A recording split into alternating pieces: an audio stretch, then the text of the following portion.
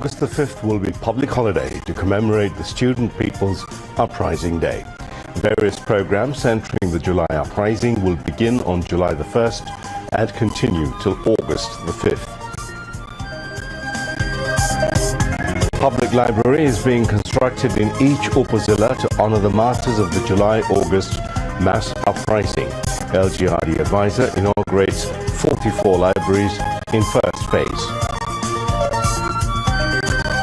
Among 1,850 complaints received by the Enforced Disappearance Commission, it finds evidence of 253 complaints related to enforced disappearances, informs the Commission chairman.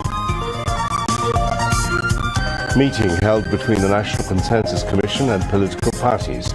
Most of the parties agree to form bicameral legislature, says Commission Vice Chairman Professor Ali Riaz.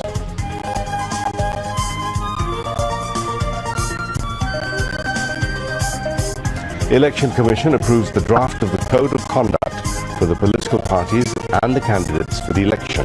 Posters will not be allowed in campaigns.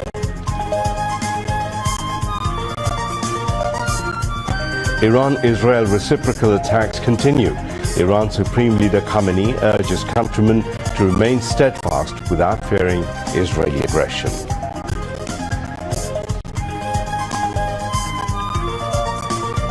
And Sri Lanka scored 368 for 4 in reply to Bangladesh's 495 at the end of day 3 in the goal test. Assalamu alaikum and welcome to News at 10. I'm Mahmoud Rahman. Those were the headlines. Let's move on now to the details. From now on, August the 5th will be observed as a public holiday in honor of the Student People's Uprising Day. Cultural Affairs Advisor Mustafa Sarwar Farooqi said this at a press conference at the Foreign Service Academy in the capital today. He said programs centering the July Uprising will begin on July the 1st and continue till August the 5th. জুলাইয়ের 1 তারিখ থেকে আমাদের কর্মসূচি শুরু হবে, কিন্তু মূল event kick off হবে জুলাইয়ের 14 তারিখ থেকে এবং এটা চলবে 5 আগস্ট পর্যন্ত। এবং আমাদের এই কর্মসূচির মূল উদ্দেশ্যটা হচ্ছে জুলাইতে যেরকম পুরো বাংলাদেশ এক হয়েছিল আবার সেই অনুভূতিটাকে ফিরিয়ে আনা। সেই অনুভূতিটা আমাদের মধ্যে আছে, জাস্ট রিইনফোর্স করা সেটাকে। এবং এটার জন্য বেশ কিছু কর্মসূচি নিয়ে কাজ চলছে। 5 আগস্ট একটা ছুটি ঘোষণা করা হবে, সেটা হচ্ছে ছাত্র জনতার অভ্যুত্থান দিবস হিসাবে পালিত হবে। এটা এই বছর থেকে প্রতি বছরই পালিত হবে। During the briefing, Chief Advisor's Press Secretary Shafiqul Alam said a committee has been formed under the leadership of Education Advisor Professor C.R. Abrar on the autonomy of radio and TV. Bangladesh বেতার এবং বিটিভির স্বায়ত্তশাসন নিয়ে একটা committee হয়েছে। সেই কমিটির নেতৃত্ব দিবেন C.R. আবরার। এই স্বায়ত্তশাসন কিভাবে দেওয়া যায়, মিডিয়া কমিশনের রিপোর্টে এসছে যে আগে যখন টিভিগুলোর লাইসেন্স দেওয়া হয়েছে অনেক ক্ষেত্রেই দেখা যাচ্ছে একটা পার্টির পলিটিক্যাল ইডিওলজিকে সার্ভ করার জন্য লাইসেন্সটা দেওয়া হয়েছে। তো এইগুলো লাইসেন্সগুলো কিভাবে দেওয়া হয়েছে এটা ওনারা ইনভেস্টিগেট করবেন এবং অ্যাট দ্য সেম টাইম তারা সামনে আরো টিভি লাইসেন্স যদি দেওয়া হয় সেক্ষেত্রে কি কি নীতিমালা থাকবে দেওয়ার জন্য সেগুলো ওনারা ফর্মুলেট করবেন। আর একটা হচ্ছে আপনারা জানেন জুলাই প্রোক্লেমেশন ছাত্র জনতার একটা দাবি। তো জুলাই প্রোক্লেমেশনটা যাতে 5 আগস্টের আগে এটা দেওয়া যায় সেই জন্য একটা কমিটি করা হয়েছে। এই কমিটির নেতৃত্ব দিবেন হচ্ছে ডক্টর ওয়াহিদুদ্দিন মাহমুদ, আমাদের planning adviser. Development work in many places in the country faced inequality due to political vengeance during the tenure of fascist Awami League government. Joining online platform LGRD and Cooperatives advisor Asif Mahmood Shajib Bhuiya told this to newsmen at the inaugural program of 44 public libraries at Upazila level in the Secretariat today. He informed the public the libraries will be constructed in each upazila of the country in memory of the martyrs of the July-August mass uprising. Senior officials of the ministry, including local government secretary Mohammad Rizaul Maqsood Zahedi, attended the program. The LGRD advisor further informed that 53 lakh taka will be spent to construct each library building. He also added 23 crore 32 lakh taka has been allocated to Upazila Parishad from local government division. A people's monument will be built at Bijoy Sharani in the capital in memory of the July uprising. This was announced at a press conference organized by the People's Monument Implementation Committee at Modhur Canteen of Dhaka University today. The leaders of the Implementation Committee said that in addition to land allocation and financial and engineering support from the Dhaka North City Corporation, the general public will also be able to participate in the construction of the People's Monument. The names and identities of 1,400 martyrs who lost their lives in the July Revolution will be preserved at the monument.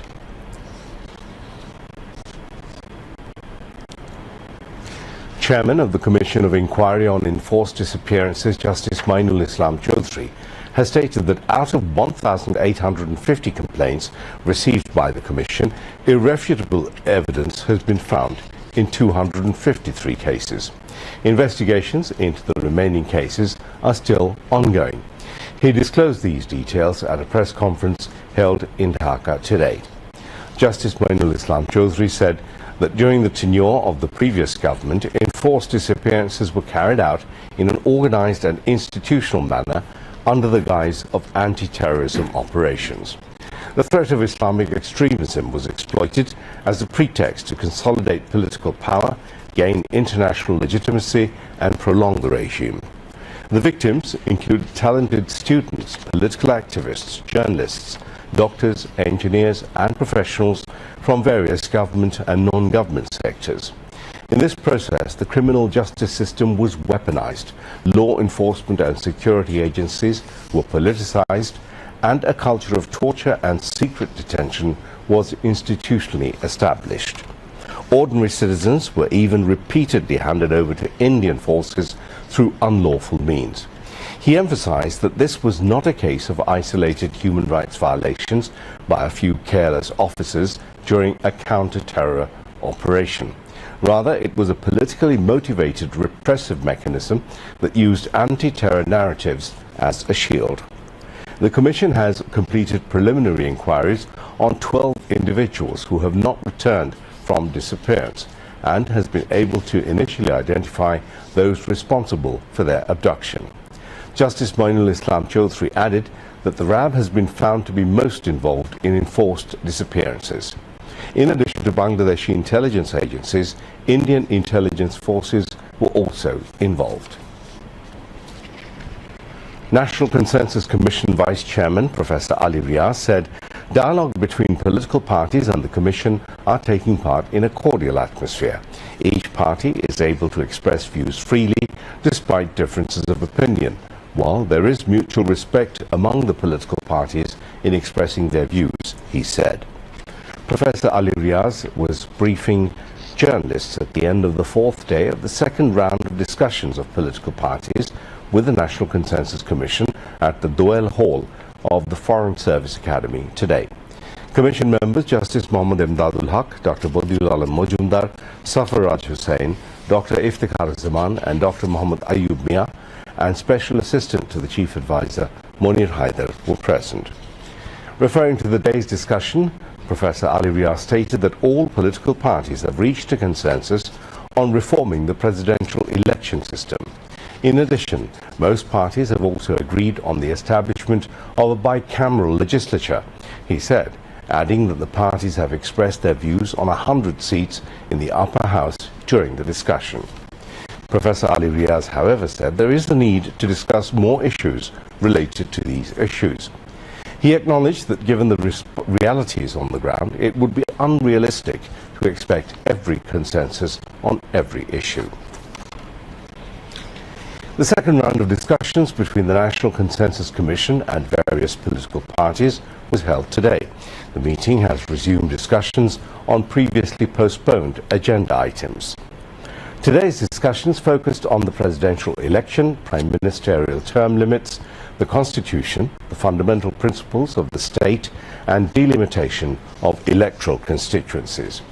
Representatives from BNP, Jamaat-e-Islami, NCP, Islami Andolon, Nagorik Oiko, CPB, AB Party, Revolutionary Workers' Party, Gano Odhikar Porishad, Gano Sanghati Andolon, among others, including 2 political alliances, took part in the meeting.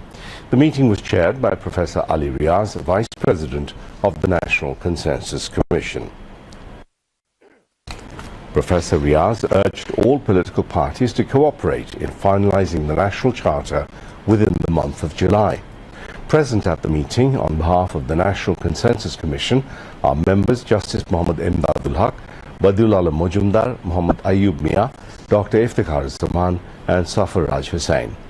Earlier on June the 3rd, the first day of the second round, 33 political parties took part in the discussions. On the second day, June the 17th, 29 parties participated, while 30 parties joined on the third day, June the 18th. The entire discussion between the National Consensus Commission and political parties is being broadcasted live on BTV News and also streamed live on Bangladesh Television's Facebook page and YouTube channels. The International Crimes Tribunal has appointed amicus curiae over hearing on a contempt of court allegation brought against ousted Prime Minister Sheikh Hasina and banned Bangladesh Chhatra League leader Shakil Akand Bulbul. The 3-member tribunal, led by Justice Muhammad Ghulam Murtaza Majumdar, passed the order appointing senior jurist A.Y. Mashuzzaman amicus curiae in the case. It also appointed Advocate Aminul Goni Tipu, State Defence Counsel, said prosecutor Ghazi M.H. Tamim. The other 2 members of the tribunal are Justice Muhammad Shafiul Alam Mahmood and Justice Mohitul Haq Inam Chaudhry.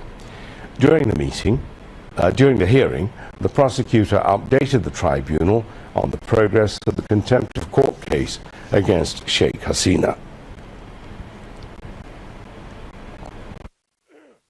At that time, the tribunal inquired about the appointment of an amicus curiae. The prosecutor informed the tribunal that under Section 41 of the International Crimes Tribunal Act, the tribunal is authorized to appoint 1 or more amicus curiae. Subsequently, the tribunal appointed 1 such legal advisor. The tribunal has scheduled the next hearing of the case for June the 25th. Earlier, a forensic analysis conducted by the tribunal's investigation agency confirmed that a widely circulated audio clip on social media where a voice was heard saying, "I've got a license to kill 227 people," was that of former Prime Minister Sheikh Hasina. In light of this statement, which was deemed contemptuous, the International Crimes Tribunal ordered 2 national newspapers to publish public notices summoning Sheikh Hasina to appear before the court. In a briefing, Chief Prosecutor Special Advisor Toby Cadman stated that during the previous regime, the rule of law was absent. However, he noted that this situation has changed under the interim government and has since met international standards. The Election Commission has finalized the draft of the Code of Conduct for political parties and candidates with provisions that their candidacy may be revoked for violating Code of Conduct. Election Commissioner Brigadier General retired Abul Fazl Muhammad Sanaullah informed this while briefing newsmen after the 7th meeting of the Commission at Agargaon EC Bhavan in the capital today. He said that the Election Commission has approved the draft of the Political Party and Candidates Code of Conduct 2025. However, this will be subject to the amendment of the Representation of the People's Order RPO. The Election Commissioner further stated that posters will not be allowed in the Parliament election campaign. However, the candidates may campaign through billboards, banners, handbills and online. Campaign in social media with foreign funding will not be allowed. The violators will be awarded 6 months imprisonment and to be fined 1.5 lakh taka. Election Commissioner Brigadier General retired Abul Fazl Muhammad Sanaullah also said that if any candidate is associated with the governing body of any educational institution, they must resign before elections. Earlier, the 7th meeting of the Election Commission was held at the EC Conference Room with Chief Election Commissioner A.M.M. Nasiruddin in the chair. Senior officials of the Commission, including 4 election commissioners, attended the meeting. National Security Advisor Dr. Khalilur Rahman met U.S. Deputy Secretary of State Christopher Landau.